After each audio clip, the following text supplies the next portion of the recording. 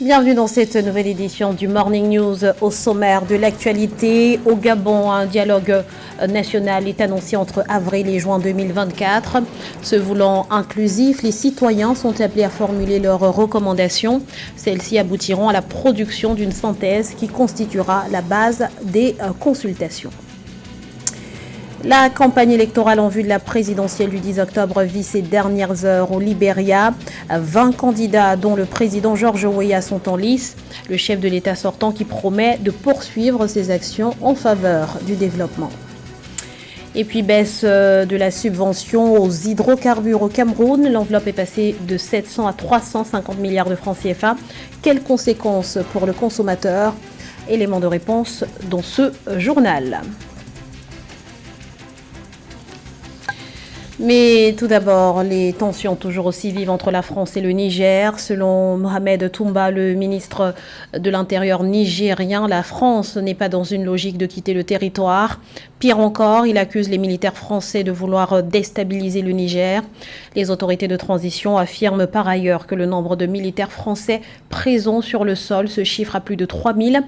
Une présence qui aurait pour objectif de créer la division, des accusations qui interviennent au lendemain de la mort d'au moins 60 militaires nigériens dans des attaques terroristes au nord. Pour l'heure, les autorités françaises n'ont pas réagi.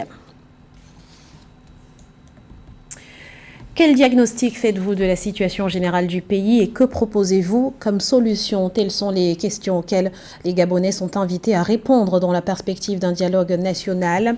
Un dialogue qui se veut donc inclusif et qui devrait avoir lieu entre avril et mai 2024. Les concernés ont jusqu'au 30 novembre pour soumettre leurs propositions. Mais d'ores et déjà, le Conseil national de la démocratie plaide pour la suppression du Sénat. Plus de précisions avec Nathalie Mo. Au Gabon, le gouvernement de transition a lancé un appel à contribution au dialogue national, répondant à l'invite de l'exécutif, le Conseil national de la démocratie, organe indépendant d'observation de la gouvernance, a proposé des réformes institutionnelles. L'autorité administrative gabonaise recommande la suppression du Sénat, le remplacement du Centre gabonais des élections par une commission indépendante ou encore le retour du scrutin à 2 tours, ont informé des médias locaux le 3 octobre 2023. Les mesures de suppression et ou de remplacement de certaines institutions par le Conseil national de la démocratie constituent a priori une avancée vers la restauration institutionnelle gabonaise, mais aussi et surtout un pas vers la consolidation de la démocratie dans ce pays. Dans un communiqué du 2 octobre 2023, le Premier ministre de transition Raymond Dongsima a indiqué que les contributions des citoyens du pays et de la diaspora vont participer à la réécriture d'une nouvelle constitution. Pour les autorités gabonaises, la révision de la constitution représente l'un des axes majeurs de la restauration des institutions. Le gouvernement de transition, à travers cet appel à contribution, tend à faire montre de sa volonté non seulement de prendre le peuple à témoin dans le processus de refonte institutionnelle souhaité, mais aussi à impliquer ce dernier en tant que partie prenante, soit un acteur de ce processus. Le gouvernement de transition du Gabon se veut inclusif dans le processus de préparation du dialogue national. Les contributions des Gabonais de tous les âges sont attendues jusqu'au 30 novembre 2023, a déclaré le Premier ministre Raymond Dongsima. Le dialogue national annoncé pour le second trimestre 2024 devrait permettre de définir la feuille de route de la transition au Gabon. La campagne électorale pour les élections générales du 10 octobre touche à sa fin au Libéria. Les candidats sillonnent le pays à la conquête des électeurs. Et dans cette dynamique, le président sortant, George Weah, s'appuie sur les progrès enregistrés sur le plan du développement des infrastructures et de l'éducation notamment. On fait le point tout de suite avec Amenedi. Au Libéria, le président George Weah s'est officiellement lancé dans la course à la magistrature suprême le 7 septembre 2023 à Monrovia dans le cadre des élections générales prévues le 10 octobre 2023. Ceci au terme d'un mandat de 6 ans passé à la tête du pays est marqué par des réalisations notables en matière de développement des infrastructures, d'éducation, de la liberté d'expression et de la stabilité macroéconomique. Des efforts pour lui qui ont abouti à l'égalité des sexes, l'autonomisation des femmes et des jeunes et leur participation aux sphères de décision. Le président Weah avait lors de son élection, soulevait un tel espoir que c'était clair que les populations, que ceux qui l'ont élu allaient être déçus parce que l'espoir était beaucoup trop haut. Son plus grand échec a été la réforme de la Constitution qui n'a pas réussi à mener à bien. Un grand succès qu'on lui reconnaît, c'est la baisse et l'annulation des frais d'inscription à l'université qui a permis à des jeunes de pouvoir justement engager des études supérieures. Seulement, cet accroissement des jeunes au niveau universitaire ne s'est pas accompagné d'une amélioration des conditions d'enseignement, ce qui fait que ça fait une sorte d'entonnoir, un goulot d'étranglement, et ça a rendu cette réforme moins efficace que ce qu'il ne l'avait souhaité. Élu en 2017 avec 61,5% des voix, le président sortant George Weah, dans la perspective d'un éventuel second mandat, définit comme priorité la poursuite de la lutte contre la corruption et des projets de développement d'infrastructures dans les domaines tels que l'énergie, l'approvisionnement en eau et l'assainissement.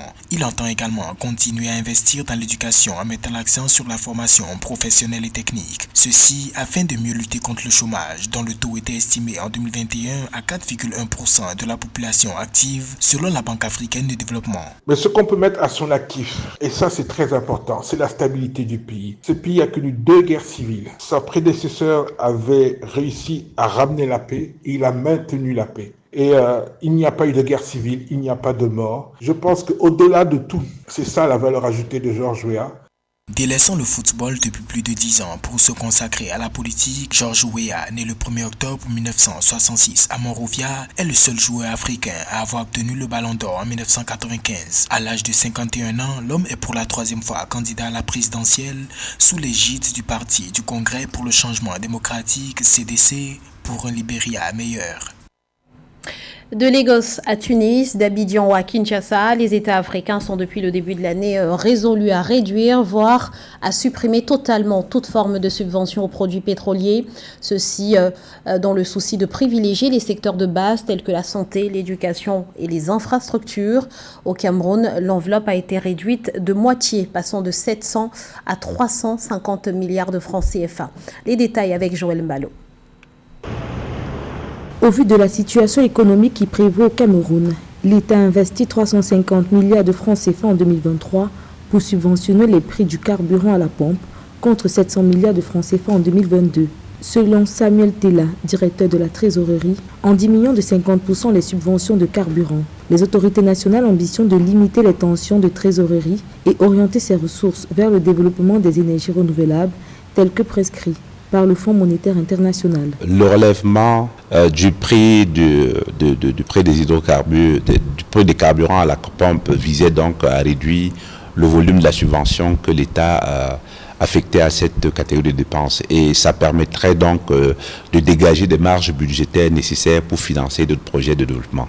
Avec la réduction de la subvention aux hydrocarbures, le prix du carburant à la pompe est passé de 630 francs CFA à 764 francs CFA pour le super et de 575 francs CFA à 697 francs CFA pour le gasoil. Le niveau général des prix au Cameroun a augmenté de 7,4% en août 2023, principalement en raison de la flambée des coûts de transport qui ont augmenté de 16,8% et des prix des produits alimentaires qui ont connu une hausse moyenne annuelle de 10,9%. JP Morgan a publié cette semaine une analyse prévisionnelle des cours du baril de pétrole qui pourrait atteindre, voire dépasser les $100 d'ici la fin de l'année. Alors si cette prévision se réalise, cela aura pour principale conséquence pour le Cameroun l'augmentation du volume des subventions à payer pour les produits pétroliers si le prix est maintenu en l'état. Et l'augmentation sera largement en dépassement de la prévision budgétaire. Avec cette stratégie, le Cameroun anticipe sur la suggestion du Fonds monétaire international pour qui la subvention des produits pétroliers reste un frein à l'investissement public. Ainsi, pour un Cameroun émergent à l'horizon 2035, le gouvernement s'est engagé dans la réalisation de plusieurs projets structurants avec pour objectif améliorer la vie des citoyens. Air Algérie à la conquête du ciel africain. Le transporteur qui dessert actuellement 46 destinations internationales, dont 9 africaines, annonce l'ajout dès le 12 octobre prochain de Douala, capitale économique du Cameroun, à son réseau, à l'occasion de renforcer les liens entre les deux pays, notamment sur le plan économique. Plus de précisions avec Nana Kamsoukom. L'ouverture de cette liaison aérienne entre le Cameroun et l'Algérie devrait permettre de dynamiser les échanges commerciaux entre les deux pays. Air Algérie envisage d'entrer sur le marché camerounais depuis 2019, selon l'autorité aéronautique du Cameroun qui lui a accordé les droits de 3e et 4e liberté pour opérer des vols vers le Cameroun. D'après la CCAA, la compagnie algérienne avait déposé une demande d'approbation de programme pour les services aériens internationaux réguliers dans le but de faciliter les échanges commerciaux et améliorer son secteur de transport aérien. Cette nouvelle décès d'Air Algérie vers le Cameroun aura pour nature à davantage renforcer les liens économiques entre les deux pays, mais surtout créer ce pont de coopération multiforme entre l'Afrique du Nord et l'Afrique centrale, dont le Cameroun est le poumon économique. Ce couloir aérien offrira plus d'options de voyage pour les passagers au départ du Cameroun, qui pourraient dès lors profiter de l'important réseau international d'Air Algérie, notamment vers l'Europe, mais aussi les Amériques et l'Asie. Selon les données des douanes camerounaises, les échanges avec l'Algérie ont été dynamiques en 2022. Ils ont officiellement cumulé 55,7 milliards de francs CFA, la balance commerciale étant largement positive pour le pays d'Afrique du Nord. Plus précisément, l'Algérie a exporté vers le Cameroun un volume record de 719 600 tonnes de marchandises pour une valeur de 52,4 milliards de francs CFA. Le Cameroun, quant à lui, n'a exporté que 2700 tonnes de marchandises vers l'Algérie pour un montant de 3,3 milliards de francs CFA. Cette route naturellement vient conforter l'attractivité du hub de Douala,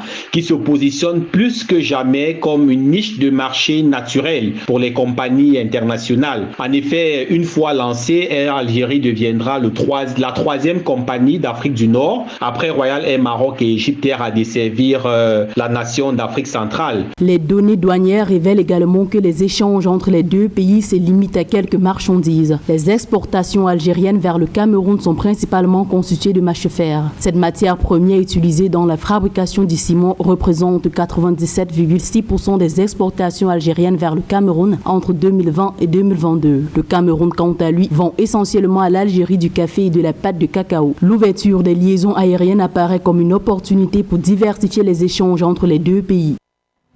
Dans le reste de l'actualité, cette consécration pour le chercheur américano-tunisien Mongui Bawendi. Il a été récompensé ce mercredi du prix Nobel de chimie aux côtés de l'américain Louis Brousse et du russe Alexei Ekimov. Le jury a salué leurs travaux sur la découverte et la synthèse de points quantiques. Il s'agit de nanocristaux de semi-conducteurs capables de convertir un spectre de lumière en entrant en une fréquence d'énergie différente. Ces derniers sont notamment utilisés dans les écrans de télévision LED, les panneaux solaires ou encore dans l'imagerie médicale. À la page sport, la ville de Digne-les-Bains en France s'est transformée en capitale du rugby amateur à l'occasion du premier mondial en la matière. Un tournoi qui a été remporté par l'Afrique du Sud aux dépens du Chili. Les détails avec José Douglas. En parallèle de la Coupe du Monde de rugby professionnel a eu lieu la Coupe du Monde, mais chez les amateurs.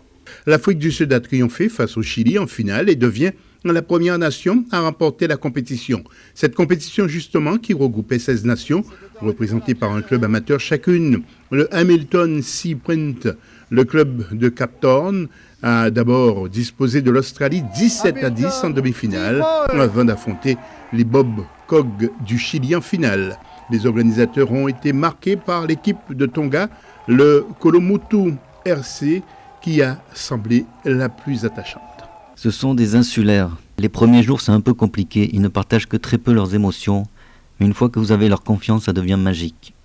Ils sont toujours très respectueux et ne râlent jamais. Je voulais vivre l'aventure avec eux jusqu'au bout.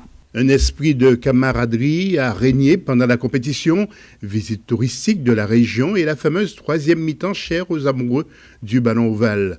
Tous les joueurs, staff, accompagnants étaient réunis par les organisateurs. Malgré cette victoire symbolique de l'Afrique du Sud de la première édition, les observateurs restent impressionnés par les joueurs tongiens.